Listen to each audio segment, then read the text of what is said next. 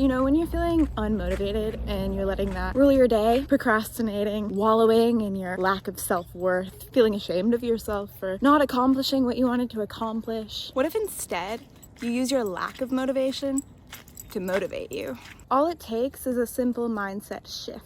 And instead of your lack of motivation working against you, you can use your lack of motivation to work with you, and you can literally achieve anything and get anything done that you want to get done. Let me give my example. So I did not want to go on this walk. There was absolutely no reason for me not to want to go on this walk because these walks are literally the highlight of my day. I love these walks more than anything. They actually make me feel really good. I love to spend time outside and I love to move my body. My brain was just tricking me into thinking that I didn't want to go on this walk. When momentum is moving, it will continue moving in whatever direction it's going. Momentum can work with you or it can work against you. For the most part today, I've been on a screen doing productive things, but I didn't really want to get up and move and go on this walk because the momentum was flowing. The momentum of me staring at a screen, feeling completely brainwashed. That momentum was building. So I knew that if I continued with that flow, the energy and environment was going to become stuffy. It was going to become stagnant. So I acknowledged this, but I also realized I really didn't want to go on a walk. And the reason why I didn't want to go on the walk is because momentum.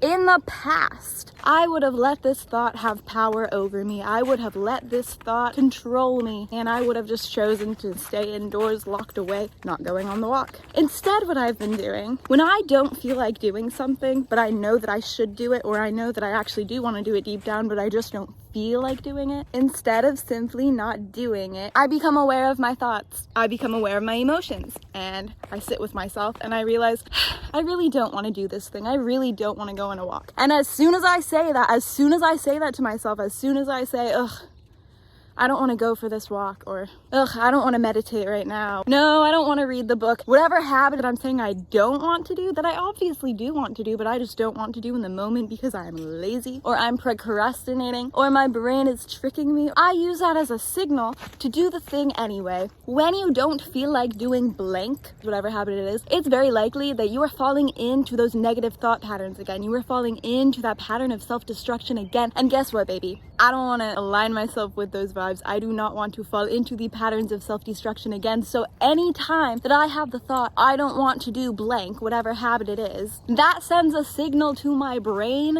that blank is exactly what I need to do most. Whenever you'd have a thought, I don't want to do blank, what if you change the way that you think about it?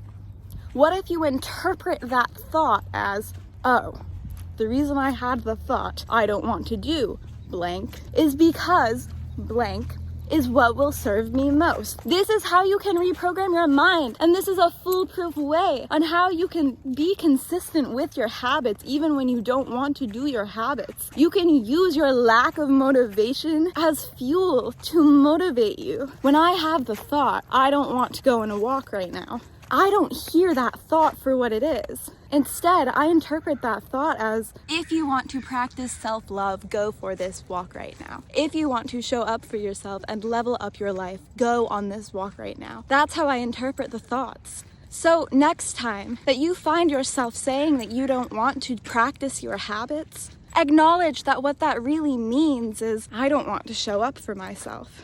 Because it's also important to realize that if you choose not to practice your habit for whatever reason, just because you don't feel like it, oftentimes this is the start to you falling into that negative mindset, negative thought patterns, negative behaviors again. And to avoid that, the best thing to do is to practice said habit. Whatever your habit may be, it doesn't matter what the habit is, this applies to everything. Whenever you say to yourself, I don't feel like doing blank, even though you've made it a point, you've wrote down in all your notebooks, you've told all your friends, you've made it a New Year's resolution. Instead of listening to that thought, interpret it as, doing this thing is what will make me feel my best right now. Because oftentimes it will.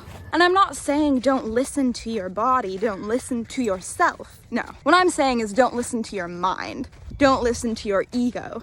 because your ego tells you lies. The monkey chatter in your brain is not true. It's the ego. It's just excuses. Excuses that you can tell yourself to prevent yourself from living your best life, becoming your best self. If you want to build habits and become the best, most successful version of yourself, you have to be consistent with these practices, with these habits, which means you have to show up for yourself. You have to do these things anyway, especially when you don't want to do them. When you don't want to practice your habits, that's when these habits will have their most life-changing effects on you. That's when these habits will serve you. Show up for yourself every single day. This is how to become the most confident, most successful version of yourself. Showing up anyway, especially when you don't want to. By showing up for yourself, you acknowledge, I am worthy. I deserve to become the best and most powerful, most successful, most confident version of myself, because the best, most successful, most confident, powerful version of myself would be practicing these habits anyway, no matter what. The only thing that will ever get in the way of you becoming the most successful and confident version of yourself is your own mind. Your mind plays tricks on you. Your mind plays tricks on you. Your mind plays tricks on you. The thoughts in your head, more often than not, aren't even your own. They're just thoughts that you heard over and over and over and over again that then became beliefs, because a belief is a habitual thought pattern. But most of your thoughts and beliefs, you don't actually believe yourself. So it's up to you to differentiate which thoughts you actually align with and which thoughts you want to align with, which thoughts you want to embody, which thoughts you want to give power to. And here's the thing.